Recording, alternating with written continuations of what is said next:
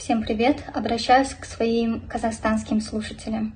Вы знаете, недавно я исполняла казахскую песню «Анашым», и его автор Марат Омаров недавно мне написал. Говорит, что из-за того, что я исполнила его без разрешения автора, его юристы хотят подать на меня в суд.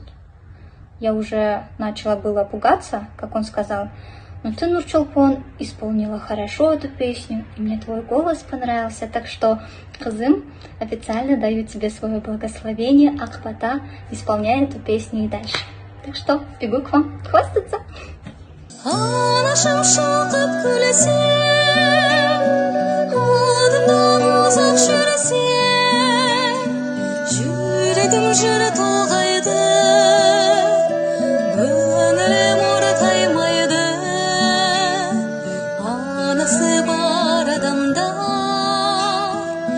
Ешқашан қартаймайды, жүрегім жыры тоғайды, көңілім ортаймайды. Анасы бар адамда ешқашан қартаймайды.